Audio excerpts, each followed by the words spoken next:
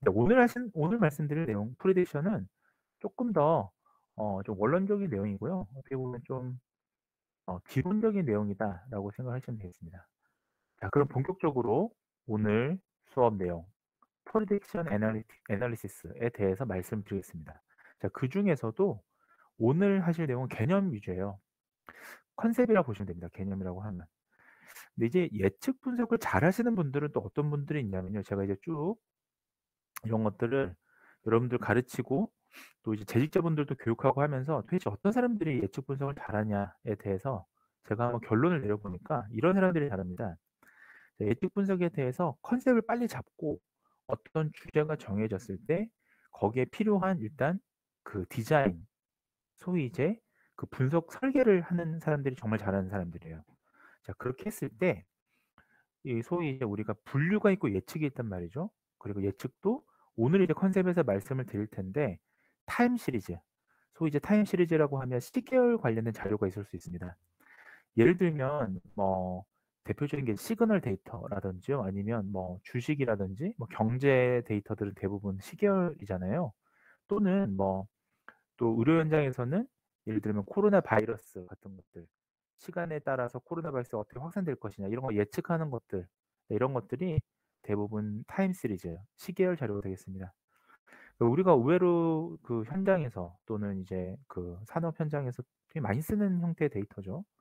자, 그다음에 그런 거 외에도 지금 보시면 결국은 큰 범주 내에서 데이터 형태에 따라서 지도 학습을 할 거냐, 비지도 학습을 할 거냐, 요거를 이제 큰 범주 내에서 이제 정해줍니다. 그걸 정하고 나면 예측 분석에 대해서 정확하게 또 사용 방법을 알고 있어야 진행이 되는 거죠. 그래서 제가 이 말씀을 굳이 왜 여러분들한테 드리냐면요. 많은 사람들이 저기 좀 착각하는 게 있으신 것 같아서 저는 사실은 이제 애널리틱스, 그러니까 애널리시스, 분석 부분에 있어서 굉장히 이제 많은 경험이 있는 사람인데요. 자, 분석 경험에서 이제 제가 미루어서 이제 말씀을 드리자면, 자, 오픈 소스 코딩을 잘 찾는 사람이 분석을 잘하는 게 아닙니다. 실제로 여러분들이 이런 거 뭐 과제 같은 것도 해보셨으면 더 저기 제 말에 동의할 수도 있으실 것 같은데요.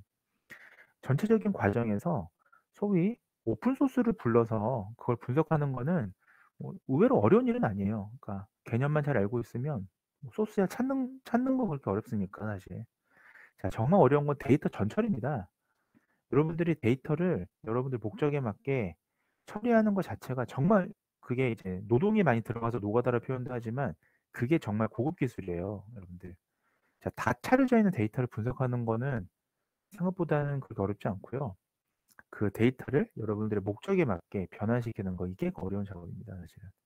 자, 거기서 이제 모델에 대한 성능이 좌우지됩니다. 그래서 오늘은 그런 여러분들이 이제 정말 그 고수의 세계에 뛰어들기 전에 적어도 개념적인 부분들을 탄탄하게 잘 잡아 놓으셔야 향후 이제 그런 분석들을 잘 할 수가 있거든요. 자, 그래서 오늘 두 가지를 말씀드릴 텐데, 하나는 도대체 이제 예측 분석이라는 게 대표적인 게 뭐가 있냐.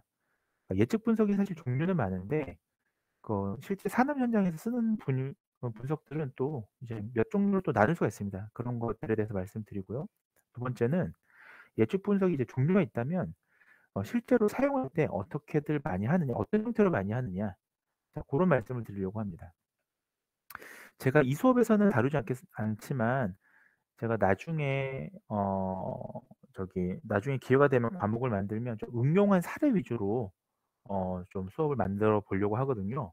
그러니까 이런 개념, 매번 개념이나 기초 코딩이 아니라 실제로 예를 들면 제조 ICT에서는 어떻게 활용됐던 프로젝트가 있는지, 또는 뭐 의료 ICT에서는 의료 AI에서는 어떻게 활용됐는지 그런 말씀들을 나중에 좀 할 수 있는 수업을 좀 만들어 보는 게 현실 좀 계획 중에 하나입니다.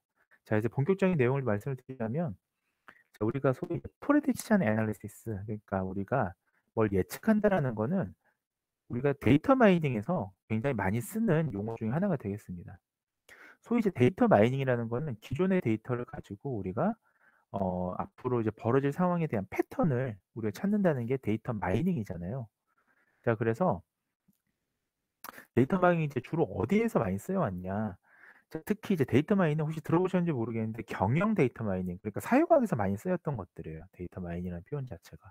그래서 우리가 사회과학에서는 CRM, 고객 예측 분석, 뭐 고객 맞춤형 분석 이런 게 있습니다. 자, 그래서 예를 들면 우리가 기존에 예를 들면 어떤 확보된 데이터가 있다면, 자, 예를 들면 고객이 마케팅 같은 거 할 때 이게 이 제품이 잘 팔릴지 안 팔릴지, 자, 이런 것들을 우리가 판단할 수가 있겠죠. 기존 데이터가 있다면. 자, 그래서 그런 것들이 데이터 마이닝에서 예측 분석으로 상당히 많이 쓰여왔다라고 생각하시면 되겠습니다. 이제 한 가지 좀 그 과거에는 그래 왔는데요. 그러니까 이게 언제까지 그래왔냐면 2000년도 초반까지, 그러니까 한 2010년대 전까지는 데이터 마이닝이라는 용어가 지금 뭐 머신러닝이라는 용어보다 많이 쓰여왔습니다, 실제로. 지금도 보시면 뭐 국민대학교나 예를 들면 국민대학교 같은 경우에 금융 데이터 마이닝 이런 학과들이 있거든요, 전공들이. 그러니까 지금도 금융공학, 뭐 경영 데이터 마이닝, 경영 빅데이터 학과 뭐 이런 학과들이 있어요, 사회과학 쪽에. 아직도 이런 데이터 마이닝이 또 주로 쓰이기도 합니다만, 최근에 이제 머신러닝 시대로 좀 바뀌면서 이제 뭐가 달라졌냐? 데이터 마이닝도 하나의 트렌드가 바뀝니다. 이제 뭐가 트렌드가 바뀌었냐? 과거에는 정형 데이터 위주였는데 실제로 데이터가 많이 쌓이면서 굉장히 많은 상당수 데이터가 이제 비정형 데이터가 차지하게 됩니다. 이 비정형 데이터가 또 어떤 산업 종류에 따라서 특히 또 비정형 데이터가 많이 쌓이는 분야가 있어요. 예를 들면 의료 분야 같은 경우는 실은 정형 데이터보다 비정형 데이터가 훨씬 많습니다. 예를 들면 뭐 이미지나 영상 자료들, MRI나 CT 이런 것들 전부 다 비정형 데이터에 들어가잖아요. 그러다 보니까 소위 비정형 데이터 같은 경우는 정형 데이터도 마찬가지입니다만, 비정형 데이터 같은 경우는 트렌드라든지 패턴, 자, 이런 것들 많이 분석하게 되고요. 또 정형 데이터라면 관계도 분석하게 되겠죠. 자, 결국은 우리가 예측 분석이라고 하는 것들은 기존에 축적된 아주 큰 데이터를 가지고 그 데이터를 분석함으로써 향후에 발생할 사건들, 소위 이제 패턴을 예측하자는 겁니다. 자, 예를 들면 올해보다 뭐 내년에, 예를 들면 내년에 여름철에 우리가 전력 사용량은 우리가 그 전년도 또는 전전년도에 여름철에 전력 사용량에 대한 데이터가 있다면 어느 정도 유추할 수가 있거든요. 뭐 전기라는 게, 여러분들 전기는 저장할 수가 없기 때문에 그 발전소의 전기를 필요한 만큼만 만드는 게 제일 좋습니다. 안 그러면 에너지는 우리가 에너지 보존 법칙에 따라서 이걸 계속 갖고 있을 수가 없어요. 에너지는 어떤 형식으로든 날아갑니다. 열 에너지나 이런 형태로. 그렇잖아요. 자, 그래서 그런 것들을 예측할 때 이런 프리디션 모델을 많이 씁니다. 자, 그래서 의사결정을 지원하는 종류다. 그래서 이제 우리가 의료 현장에서는 임상 의사결정, 예, 지원하는 시스템이라고 해서 CDSS, 클리니컬 디시전 서포트 시스템이라고 부르기도 하고요. 제조 현장에서도 우리가 의사결정을 지원하는 시스템이라고 해서 네, 그 디시전 서포트 시스템 DSS라고 부릅니다. 네. 자, 그렇게 알면 되겠습니다. 자, 구체적으로 그러면 실제로 이제 우리가 뭐 경영이나 금융이나 제조 분야나 뭐 여러 분야에서 프리디션 모델은 어떻게 사용이 되고 있느냐? 자, 크게 보면 사실 이거보다 훨씬 더 많이 있습니다만 지금 크게 보면 한 네 가지로 우리가 나눌 수 있다라는 말씀을 드릴 수가 있겠습니다. 자, 첫 번째는 패턴 분석입니다. 그래서 우리가 패턴 인식이라는 수업들을 여러분들이 듣게 되실 텐데요.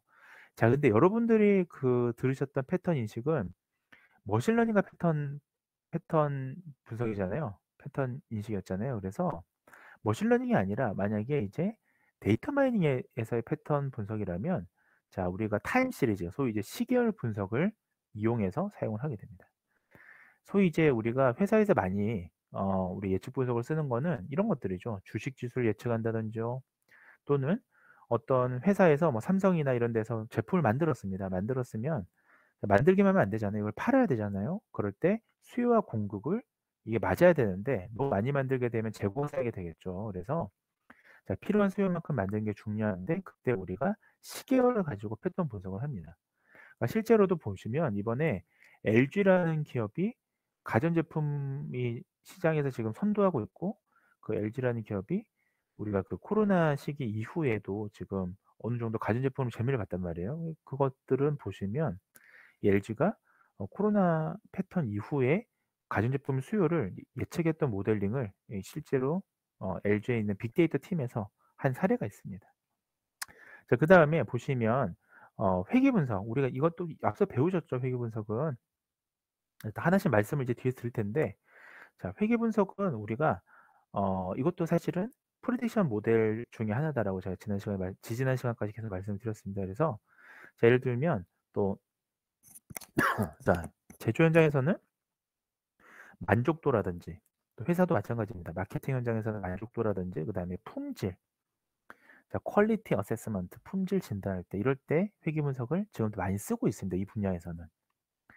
자, 그다음에 우리가 또 마케팅 분야에서는 최근에 많은 정보들이, 비정형 데이터들이 SNS나 상품평이나 이런 데 많이 들어가 있습니다. 그래서 이런 걸 또 분석하는 게 우리가 텍스트 마이닝, 그래서 오피니언 마이닝, 텍스트 마이닝 이런 표현들 많이 쓰죠. 그래서 우리가 텍스트를 가지고 어떤 상품평을 분석한다면 어떤 그 센티멘탈 애널리시스, 그러니까 우리가 감성 분석이라든지요, 또는 SNS를 통해서 소셜 네트워크 분석, 어떤 하나의 어떤 주요한 어떤 키워드나 주요한 제품과 관련된 관계의 망을, 소위 이제 웹이라고 그러는데요. 세메틱 웹이죠. 의미가 있는 관계의 망을 우리가 분석할 때 씁니다. 그러니까 이런 것도 그래서 아마 수업에 여러분 있을 거예요. 그러니까 사실 이게 자연어 처리가 다른 거고 텍스트 마이닝이 다른 겁니다. 이게 자연어 처리랑 텍스트 마이닝도 완전 똑같은 걸 생각하시는 분들이 있는데, 텍스트 마이닝은 그것보다는 소셜 네트워크 분석에 더 많이 들어가요. 자, 그 다음에 마지막으로 기업의 부도나 환율이나 이런 걸 예측할 때에는 우리가 소위 이제 여기서는 의사결정 나온 분석이라 했는데, 이게 좀 옛날 방법이라서 사람들이 잘 이거 뭐 요즘에 이런 거 쓰냐라고 얘기하는데, 그렇지 않습니다. 지금 제가 아는 동생이 회계사예요. 아주 유명한 우리나라의 그 3대 회계사 법인 중에 하나 있는데, 그 친구도 이제 사회과학 쪽이잖아요. 회계사니까 그 회계 보고서를 쓸 때 이런 디시전 트리에 기반한 어떤 뭐 부스팅이나 앙상블 머신을 많이 씁니다. 그 얘기인즉슨 이런 어떤 예측 분석에 있어서 하나의 경로, 패스웨이라고 하거든요. 경로를 얘기해 줄 수 있는 의사결정 나온 분석도 올드하지만 어떻게 쓰냐에 따라서 굉장히 효율적으로 쓸 수 있다. 그 말씀을 좀 드리겠습니다. 뒤에서 하나씩 살펴보실 텐데요. 자, 그 외에도 또 요즘에 많이 쓰고 있는 건 사실은 우리가 그 영상이나 컴퓨터 비전에서 굉장히 많이 쓰는 게 사실은 요즘에 딥러닝, 심층신경망 기법이고, 거기에 요즘에 그 세그멘테이션, 또 그 디텍션 이런 것들 많이 쓰죠, 기술들을. 그래서 뭐 욜로 기반이니 뭐 페스터, RCNN이니 이런 것들 사실은 뭐 딥러닝 기반에서 컴퓨터 비전에서 많이 쓰고 있습니다, 요즘에. 많이 쓰고 있고, 뭐 그래프 뉴럴 네트워크 뭐 이런 것들은 최근에 이제 이미지 분야에서는 뭐 거의 뭐 지금 최고봉을 달리고 있는 건데요. 자, 이 미래 수요를 예측할 때 예를 들면 뭐 아까 말씀을 드렸던 뭐 수요, 제품량에 대한 수요 예측이라든지요, 고객 수요 예측이라든지, 그다음에 뭐 전력량 수요 예측, 또는 뭐 댐의 이제 강수량까지도 최근 연구들을 보면 이런 뉴럴 네트워크를 이용해서도 많이들 합니다. 또 이런 분야에서 뭐 환경공학이라든지 경영공학 뭐 이런 데서 많이 씁니다. 자, 결국 한마디를 요약하자면 우리가 예측 분석을 한다라는 거는, 자, 과거의 데이터를 토대로 기반으로 해서 미래의 수요를 예측한다라는 건데, 자, 우리가 한 가지 조금 그 짚고 넘어가셔야 될 게 있는데, 우리가 이거는 이제 하나의 패턴이라는 걸 찾는 거니까 규칙적인 데이터만 가능해요. 그러니까 레귤러리한 데이터만 가능해요. 무슨 말씀을 드리는 거냐면, 완전히 불규칙한 것들 있죠. 시계열 데이터라고 할지라도 일레귤러리한 것들.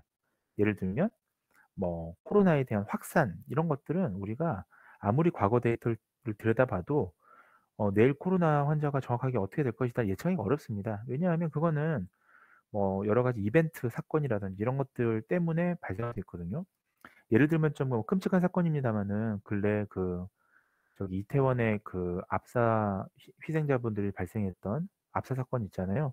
자, 그런 것도 물론 우리가 뭐 법제적으로는 사람이 인파가 많이 몰릴 것을 뭐 예측하지 못했냐 뭐 이렇게 얘기하지만, 과거 뭐 10년치 데이터를 들여다본다고 해서 정확하게 몇 명이 압사당할 것이다라고 예측할 수는 없는 거예요. 그러니까 그런 것들이 이제 이벤트잖아요. 그러니까 우리가 불확실성에서 발생하는 그런 확률들이고, 자, 그런 것들이 아니라 지금 여기서 말하는 우리가 미래 수요를 예측한다라는 건 패턴이 있는, 규칙적인 패턴이 있는 것들을 얘기하는 겁니다. 예를 들면 뭐 여름에는 전력량이 늘고 겨울에는 연료량이 는다. 왜냐하면 여름에는 뭐 선풍기나 에어컨을 계속 트니까요. 그것도 정확하게 불가능하지만 매년 여름에 더운 거는 사실이잖아요. 매년 겨울에 추운 것도 사실이고요. 그래서 그 가솔린 소비량은 여름보다 겨울이 항상 많았습니다. 자, 요런 수요는 예측 가능하죠. 왜냐하면 패턴이 있으니까요. 근데 만약에 어느 날 갑자기 여름이 겨울이 더워지고 여름이 추워지면 이런 식으로 불규칙이 오면 우리 예측할 수가 없다. 그 말씀을 드립니다. 네, 지금부터는 좀 간단하게 말씀드릴게요. 자, 우선 우리가 하나씩 좀 살펴보시면 그러면 실제 이제 산업 분야에서 어떻게 적용을 하고 있느냐. 자, 먼저 타임 시리즈, 우리가 시계열 분석을 사용한 패턴 분석을 먼저 말씀을 드릴 수가 있겠는데, 자, 이때는 우리가 상령 변수, 인풋 베리어블 또는 뭐 독립 변수, 인디펜던트 베리어블 뭐 이런 건 전부 다 타임입니다. 타임. 자, 시계열이라는 거는 시간의 흐름에 따른 무언가의 현상을 분석하는 거기 때문에 우리가 시간이 흐르는 게 여기선 독립 변수예요. 타임 변수예요. 자, 그래서 우리가 과거에서부터 지금까지 어떤 특정 현상의 변화를 우리가 계량적으로 분석, 그러니까 솔직히 이제 측정 가능한 분석이야겠죠. 예를 들면 뭐 미세먼지라든지 그런 것들이 되겠습니다. 자, 그걸 통해서 우리가 향후 앞으로 다가올 어떤 패턴을 찾아서 정확하게 비슷하게 가겠지만 그래도 정확할 수는 없지만 대체적인 그 수량을 예측하자. 이런 게 이제 시계열 분석이에요. 그러니까 실제로 시계열 분석을 하면 저는 이제 뭐 시계열 분석에 대한 사실 뭐 특허도 좀 있고요. 시계열 분석에 대한 연구들도 쭉 해왔는데 그리고 시계열 분석에 대한 과거에 근래까지 이제 논문 경향도 많이 읽고 하는데요. 보시면 다른 분야랑 다르게 시계열 데이터 같은 경우는 예측 확률이 좀 낮습니다. 생각보다 높지가 않아요. 예를 들어 시계열 데이터에서 한 70% 정도 정확도가 성능이 높게 나와도 대체로 그거는 뭐 우수하다고 얘기들을 합니다. 뭐 어떤 데이터냐에 따라 다르긴 하지만요. 그리고 이게 무슨 뭐 RNN이니 뭐 LSTM이니 뭐 이런 것들을 쓰더라도요. 여러 가지 뭐 그런 시계열 관련된 타임 시리즈 데이터를 분석하는 그런 딥러닝 기반 모델들을 쓰더라도 예를 들면 데이터가 뭐냐에 따라서 정확도가 굉장히 떨어져요. 그러니까 최근에 제가 읽었던 유럽 저널이었는데요. 그 유럽 저널에 보면 그 주식을 앞으로 3일 후에 주식을 예측하는 거거든요. 멀리 주식도 아니고 그 주식이라는 거는 그 어떤 시계열에 대한 그래프를 읽으면 우리가 그 꺾은선 그래프나 이런 게 나오잖아요. 그거를 대체적으로 추세를 반영하면 3일 후에 오를지 내릴지 아니면 그대로 유지될지. 그러니까 결국은 멀티노미얼 세 개의 카테고리 중에 하나를 선택하는 예측이었습니다. 그러니까 예를 들면 오늘 날짜를 기준으로 3일 후에 주식이 오를지, 그러니까 얼마나 오를지도 아니고 그냥 오를지 아니면 유지될지 떨어질지. 자, 이런 세 개, 그 삼지죠. 세 개 중에 하나 선택하는 건데도 그때 그 유럽 연구에서 모델링을 하이브리드 모델링을 썼어요. 그러니까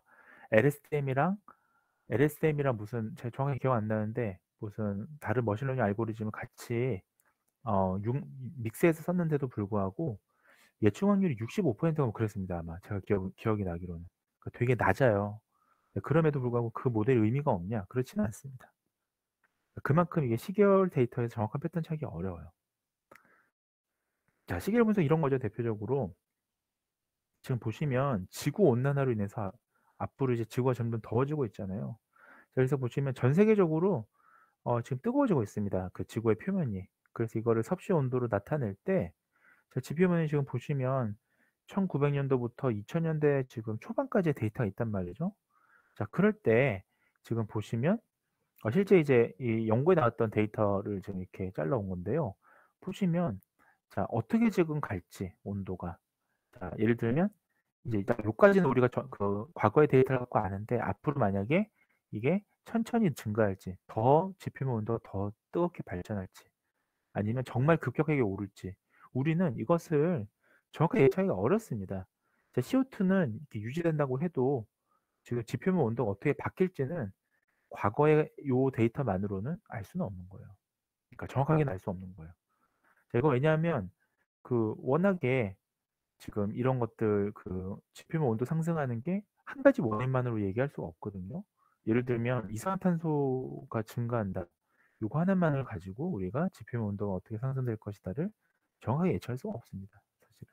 그렇잖아요. 그래서 자, 요런 것들의 이제 대표적인 게 이제 시계열 분석이 사용된 예시라고 보시면 되겠습니다. 그러니까 환경공학 이런 데서 굉장히 많이 써요, 시계열 분석은. 최근에 그래서 딥러닝 계열을 굉장히 많이 쓰고 있습니다. 자, 그다음에 이제 회귀 이런 모델을 가지고도 많이 쓰고 있습니다. 이런 것들은 뭐 정말 아까도 말씀을 드렸다시피 뭐 제조 분야에서 굉장히 많이 써요, 또 리그레이션 모델들은 기본적으로는요. 그래서 우리가 기존 데이터로 추정된 회귀 기술을 사용해서 데이터 자료값이 변하면 그 변화를 예측해서 향후에 어떻게 될 것이다. 마케팅이나 이런 뭐 고객 만족도나 이런 것들 기본적으로 리그레이션 모델을 많이들 돌립니다. 자, 뭐 꼭 리그레이션 모델을 단일 모델로 안 돌리더라도요. 그러니까 싱글 모델이라고 그러거든요. 이거 하나만 쓰는 게 아니라 앞에서 뭐 다른 여러 가지 딥러닝 기반에서 또 머신러닝 기반에서 어떤 분석들을 하고 나서 최종 값을 제시할 때에는 결국 리그레이션의 형태로 제시하는 게 우리가 리그레이션 함수가 훨씬 더 간단하거든요. 펑션 자체가. 그래서 그 사람이 이해하기에는 훨씬 쉽기 때문에 리그레이션 하는 경우들이 있어요. 그렇게 하시면 되겠습니다. 자, 그 다음에 예, 회계분석 이런 것들이죠. 예를 들면 우리가 어떤 공장에서 만약에 그 기존에 이제 그 매출 데이터를 가지고 매출 데이터가 있습니다. 그리고 나서 앞으로 이런 매출이 어떻게 오를 것이냐 이런 것들을 우리가 예측한다고 할 때, 자, 이 전액 값, 요 파란색으로 있는 값을 학습해서 이것도 약간 시계열이 좀 들어가긴 하죠. 앞으로 매출이 어떻게 오를 것이냐를 우리가 하나의 이런 뭐 선형이든 비선형이든 어쨌든 회계 분석 형태로 제시도 할 수가 있습니다. 그 다음에 또 한 가지가 이제 아까 제가 말씀을 드렸는데 이제 보통 또 산업 분야에서 어떤 프로젝션 모델을 많이 쓰냐. 자, 우리가 스트럭처 데이터도 많이 있습니다만 언스트럭처 데이터도 요즘 굉장히 많이 생산이 되고 있기 때문에 또 한 가지는 여러분들이 뭐 학부 수준에서는 이제 졸업하고 취업을 하시게 되면 보통 이제 뭐 이런 개발자로 가시는 분들도 있을 거고요. 코딩 잘하시는 분들 그쪽으로 가시는 거고, 그게 아니라 일반 회사에 취업한다라고 하면 학부 정도 수준에서 회사에 취업하시게 되면 주로 이제 마케팅이나 이런 쪽을 많이 하시게 됩니다. 뭐 그런 게 아니라 여러분들이 뭐 R&D를 하진 않을 거 아니에요. 그러니까 마케팅적인 측면에서 보시면 텍스트 마이닝을 많이 쓰는 이유는 바로 이 마케팅에서 많이 이게 응용이 되기 때문이에요. 그래서 보시면 뭐 예를 들면 대표적인 게 이제 소셜 네트워크 같은 경우는 예전 같으면 우리가 회사에서 직접 서베이를 했단 말이죠. 그러니까 회사에서 직접 고객을 대상으로 만족도를 조사했는데, 자, 대체로 그러한 설문지는 고객의 의사가 정확하게 반영되기 어렵습니다. 고객들의 숨은 의도를 알려면 그 숨은 의도가 소셜 네트워크 상에서 댓글이나 아니면 소셜 네트워크 상에서의 어떤 의사 표현을 많이 들어가요. 우리가 정치색도 마찬가지입니다. 뭐 정권에 대한 뭐 긍정적인 반응, 부정적인 반응을 실제로 서베이에서 하는 그 조사 있죠. 그 퍼센트랑 실제 여러분들이 소셜 네트워크 상에서의 긍정, 부정 나눠서 비교해 보면 소셜 네트워크 상에서 훨씬 더 다릅니다. 아무튼 여러분들이 표면적인 그 리얼미터 조사하고요. 자, 결국은 왜 그러냐면 실제 여러분들의 어떤 솔직한 마음들은 고객의 마음들은 문자나 아니면 뭐 소셜 네트워크 상에서 의미가 굉장히 많이 함유되어 있기 때문이에요. 그리고 그런 정보들은 표면적으로는 예를 들면 정보에 대해서 지지한다, 지지하지 않는다 이런 식의 표현보다는 애매모호하게 들어가 있습니다. 예를 들면 이번 뭐 이태원 사건에 대해서 나는 정말 뭐 누가 잘못했다고 생각한다 이런 식의 표현은 어떻게 보면 부정적인 반응이거든요. 정권에 대해서. 예를 들면 자, 이런 식으로 숨겨져 있어요. 의미 자체가. 그래서 그거를 찾아내서 이제 쓸모있는 정보를 가공하는 게 우리 텍스트 마이닝인데, 자, 거기도 마찬가지입니다. 뭐 정권에 대한 뭐 찬성 반대 그런 것도 중요하지만 어떤 제품에 대해서는 제품을 무조건 잘 만든다고 좋은 게 아니에요. 자, 대표적으로 이거에서 망한 회사 중에 하나가 LG잖아요. LG. LG는 지금 생각해 보시면 가전제품은 정말 우수해요. LG 제품 정말 우수합니다. 지금 삼성보다 LG 제품이 더 잘 팔려요. 그런데 핸드폰 시장에서 LG가 사업을 접었죠. 근데 LG 핸드폰이 기능이 떨어지느냐? 그렇지 않습니다. 당시 지금 여러분 요즘 뭐 잘 찾아보면 LG가 망하기 전에 그 휴대폰 사업부요, 무선 사업부요. 그때 마지막으로 그 출시하려고 했던 제품 중에 이미 LG는 한 2-3년 전에 폴더블을 이미 먼저 만들었어요. 지금 여러분들 뭐 G 폴립이나 G 폴더 같은 거 있잖아요. 그런 플렉시블한 이 LED 말하는 겁니다. 자, 이거를 이미 LG가 먼저 만들었어요. 휴대폰으로 먼저 적용했다고요, 기술을. 그리고 실제로 과거에 LG의 G 시리즈 같은 경우에 보시면 기술이 그렇게 삼성 갤럭시 폰에 비해서 떨어진 것도 아닙니다. 심지어 LG는 그 이렇게 그 핸드폰에다 모듈 같은 걸 장착해서 핸드폰을 확장할 수가 있었어요, 당시에. 그런 기술은 지금 와서 애플폰에서 지금 쓰고 있는 기술이거든요. 그러니까 LG가 되게 앞서갔던 겁니다. 예를 들면 LG 핸드폰 밑에다가 예를 들면 바코드를 하나 꽂으면 얘를 가지고 뭐 물건 바코드 하는 컴퓨터를 쓸 수 있다든지 PDA를 쓴다든지 뭐 이런 식으로 핸드폰을 여러 개 장치를 합쳐가지고 확장할 수가 있었어요. 예를 들어 핸드폰 위에다가 스크린 기능을 넣으면 이거를 그 뭐라고 그러죠?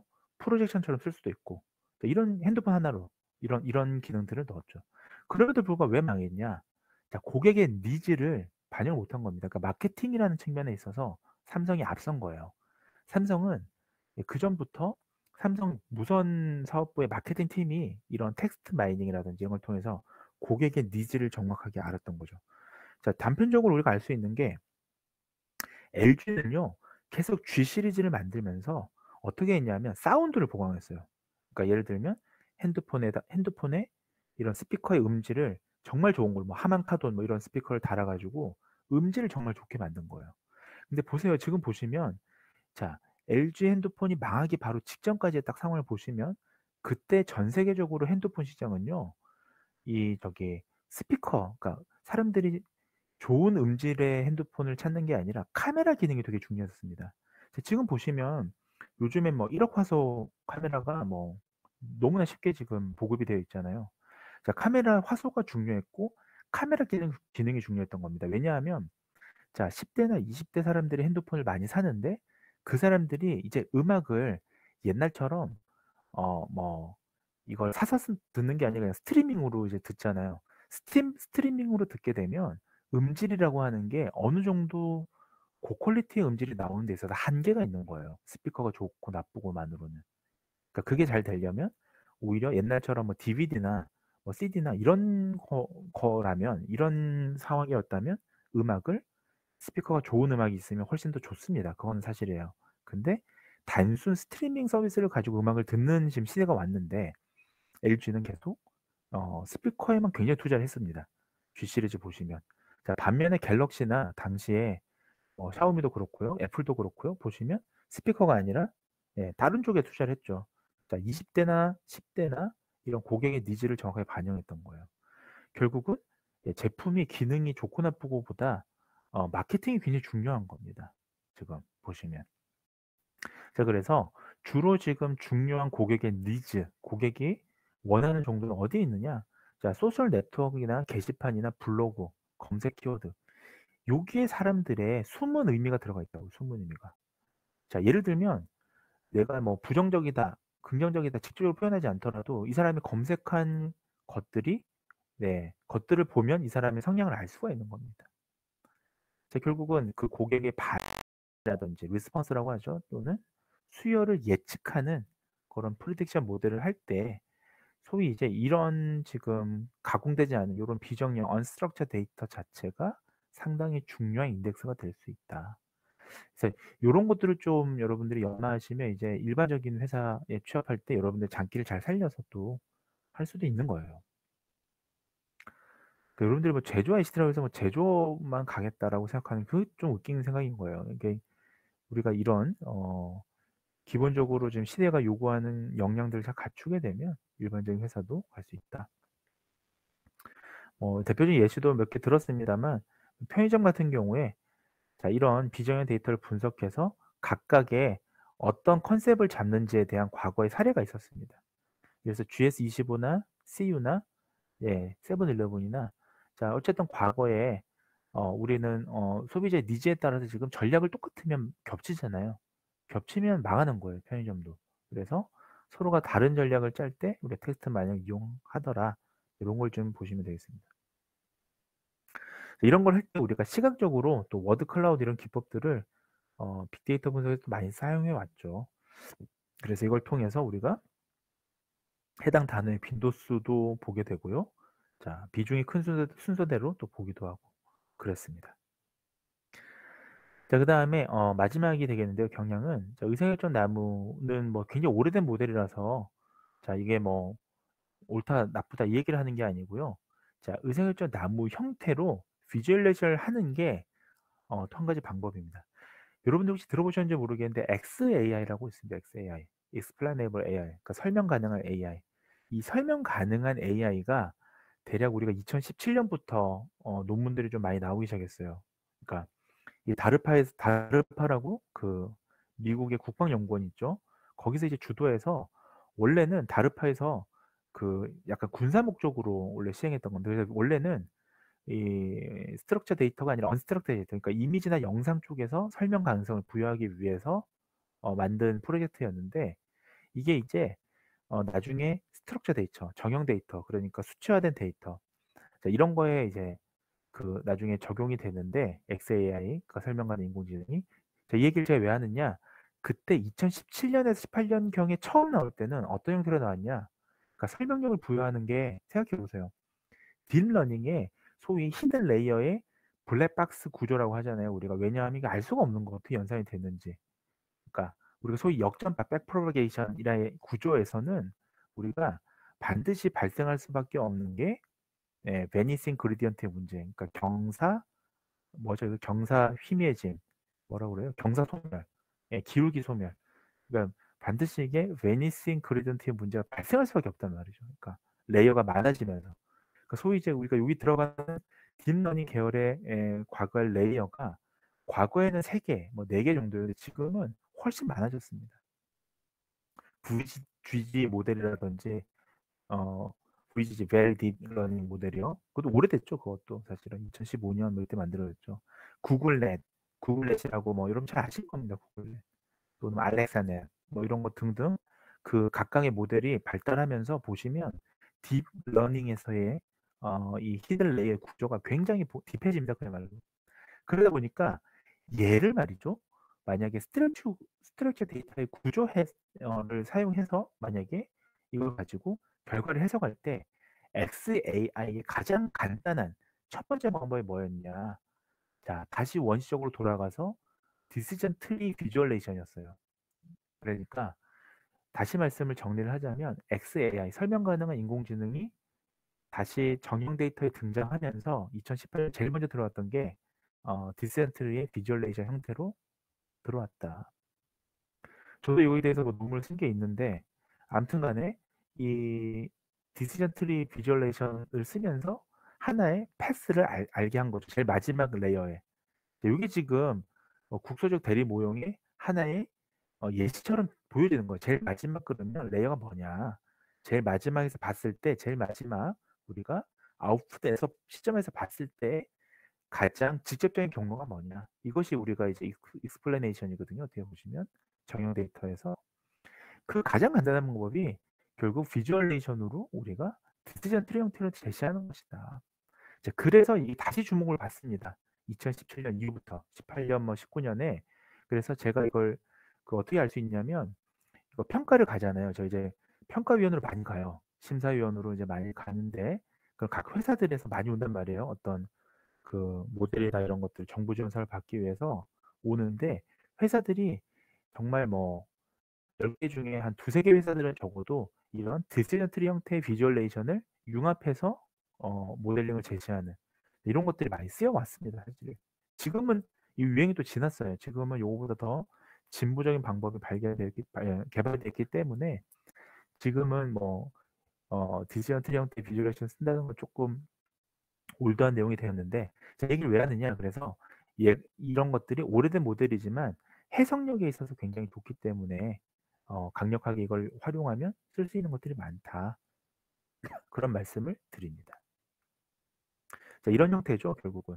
자, 이것을 우리가 이 최근에 또 한 2017년, 18년 어떻게 했냐면 스택 모델에서 우리가 룰 베이스드 익스트랙션 모델이라고 해요. 우리가 룰 베이스드 익스트랙션 모델. 그러니까 익스트랙션은 뭐냐 하면 우리가 피처를 익스트랙션한다, 추출한다는 표현을 많이 쓰잖아요. 그러니까 우리가 아웃풋을 추출하기 위해서 익스트랙션을 어떻게 하느냐가 사실은 우리가 여러 가지 그 머신러닝이나 이런 어떤 프레디션 모델의 핵심인데, 이 추출을 할 때 룰 베이스드, 그러니까 요 소위 이제 규칙에 기반해서 익스트랙션을 한다. 자, 이게 지금 제일 대표적인 트리 비주얼레이션 형태입니다. 디시전 트리 비주얼레이션 형태. 그러니까 이런 것들이 단독으로 쓰이는 게 아니라, 예를 들면 딥러닝 형태로 앞에서 쭉 해요. 그리고 나서 제일 마지막 결과창에 얘를 연결을 하는 거죠. 그러면 제일 마지막에 Y로 예측됐던 것들이 어떻게 예측이 됐느냐에 대해서 우리가 소위 이 익스플레네이션을 하나의 부여하는 것이다. 자, 이런 식으로 지금 프레디션 모델에서 요즘에 많이 응용하고 있다라는 말씀 좀 미리 드립니다. 자, 지금 이게 지금 보시면 여러분들 잘 쓰시는 타이타닉 퍼블릭 데이터죠. 우리가 흔히 아이리스랑 같이 많이 쓰는. 자, 이때 보시면, 자, 이때 생존율을 우리가 죽었냐 살았냐 이 이분형의 생존 여부를 볼 때 단순히 블랙박스 모형이라면 이 중간 과정이 생략이 되는데, 자, 이 블랙박스 모델에 규칙을 부여하게 되면, 자, 이러한 특정 규칙의 패스웨이를 아는 거예요. 자, 이때는 우리가 패턴이라는 표현을 안 씁니다. 패턴이 아니라 하나의 룰에 대한 패스웨이를 알 수 있다. 자, 그렇게 보시면 되겠습니다. 그래서 요게 또 지금 어디도 많이 쓰이냐면 보험회사에서도 많이 써요. 보험회사에서 딥러닝이랑 블랙박스 모델을 조금 더 보완하는 방법에서 화이트박스 모델을 우리가 융합하려고 할 때, 그러니까 소위 이제 교통사고나 사건 사고가 발생했을 때 우리가 거기에 대한 하나의 규칙을 알고 싶을 때, 질병에 대한 발생, 예를 들면 코로나가 막 퍼져요. 요게 대한 하나의 룰을 우리가 대규모 빅데이터에서 우리가 마지막에 비주얼레이션 형태로 결과를 해석하고자 할 때 요때 많이 쓴다라는 말씀을 이제 거듭 드리겠습니다. 자, 뭐 딥러닝 또는 신경망, 아티피셜 인텔리전스 아니라 뭐죠? 그 뉴럴 네트워크에 대해서는 여러분들이 너무 잘 아실 것 같아서 제가 길게 말씀을 안 드립니다. 근데 이 알파고 통해서 너무 잘 알려져 있죠. 딥러닝. 사실 이때 알파고에 들어간 기술은 우리가 여러분들 잘 아시다시피 그거는 큐 메서드예요. 큐 메서드. 그러니까 큐 메서드가 뭐죠? 우리가 갑자기 생각이 안 나네요. 우리가 보상해 주는 그 기법 뭐라 그러죠? 우리가 잠깐만요. 지도학습 그다음에 하나가 강화학습. 맞아. 강화. 우리나라 말로 강화라고 하잖아요. 그러니까 우리가 강화학습이라고 합니다. 그래서 우리가 이때는 기본적인 이 구조는 딥 뉴럴 네트워크이긴 한데 학습 방법은 당시 강화학습이었어요. 강화학습이 큐 메서드였습니다. 그러니까 각각의 우리가 경로를 지정하고 나서 하나의 그러니까 큐 메서드 마찬가지예요. 룰이 들어가요. 큐 메서드에도. 그러니까 그 룰에 대한 변화, 소위 이제 큐를 구하는 거잖아요. 큐 값을 구하는 게 이제 큐 메서드인데, 자, 요게 들어갔지만 어쨌든 알파고의 주요한 알고리즘은 딥러닝이었다. 우리가 너무 잘 알고 있죠. 그래서 딥러닝이 많이 쓰이고 있습니다. 딥러닝은 여러분들이 지금 딥러닝 계열이 제일 많이 쓰고 있는 거는 우리 컴퓨터 비전 분야이긴 해요. 사실은 그거 부정하지 못할 사실인데, 요즘 컴퓨터 비전 분야에서는 이 기본적으로 형태는 딥러닝인데 이제 거기에 디텍션, 세그멘테이션 기술이 들어가야 되고, 그러다 보니까 요즘에는 간접 경로까지도 같이 보는 그래픽 뉴럴 네트워크 형태가 들어갑니다. 그리고 최근에 카이스트에서 이제 뭘 발표를 했냐, 2022년 따끈따끈하냐 10월 정도에 카이스트 팀이 뭘 개발했냐면 이 저기 뭐죠? 학습 없이도 러닝 없이도 바로 우리가 예측할 수 있는 모델을 만들었어요. 그러니까 오토 인코더를 조금 더 확장한 모델이라고 보시면 됩니다. 오토 인코더 자체가 우리가 인코딩이나 디코딩 바로 이렇게 들어가잖아요. 그러니까 그것을 우리가 좀 응용해서 확장한 모델이 지금 쓰이고 있어요. 그러니까 그 이미지에서는. 왜냐하면 빠르게 처리도 가능하고 그렇게 되면 굉장히 정확하겠죠, 비교적. 자, 그러한데 우리가 그런 자료 외에도 예를 들면 수치형 자료들, 그러니까 정형 데이터에서도 인공지능을 활용하는 분야가 많이 있다. 예를 들면 강수량 같은 것들 계산하고 댐 같은 거 강수량 어떻게 열어주냐 이런 것들 많이 쓰고 있습니다. 자, 그래서 수요 예측, 아까 얘기했던 강수량 예측도 마찬가지예요. 그러니까 강수량이 늘면 이 댐을 열어줘야 되잖아요. 그래야 이제 홍수도 예방하고 그런 게 있지 않습니까? 볼을 열어줘야 되잖아요. 뭐 낙동강보 이런 것들이요. 그런 거 예측할 때 요즘 자동화된 시스템으로 예측을 하기도 하고, 그다음에 뭐 외에도 뭐 마케팅 측면에서는 수요도 예측하고, 인력 변수의 변화를 통해서, 그러니까 X의 변화를 통해서 Y도 예측하고, 이런 것들 많이 쓰입니다. 자, 이때 우리가 회귀 분석은 기본적으로, 회귀 분석이랑 이 뉴럴 네트워크가 굉장히 많이 쓰이는데, 리그레션 같은 경우는 기본적으로 분포를 가정해요. 분포. 그러니까 우리가 분포를 가정하면 스몰 데이터 분석에 들어가고요. 자, 인공지능만처럼 예를 들면 분포 가정이 거의 없습니다. 이 경우는. 예. 인공지능은 분포가 아니라 학습이 핵심이에요. 업데이트를 하는 게 핵심입니다. 그러니까 업데이트라는 거는 어떤 특정 x의 값이 조금씩 변화되면서 가장 그 최적의 y를 찾는 게 우리가 업데이트잖아요. 업데이트 모델이잖아요. 자, 이런 모델에서는 분포를 가정하기보다는 우리가 액티베이션 펑션이나 이런, 또는 이제 그 뭡니까? 그쵸. 액티베이션 펑션이나 뭐 그런 것들을 어떻게 조정하느냐. 요런 하이퍼 파라미터를 조정하는 게 더 중요하죠, 여기서는.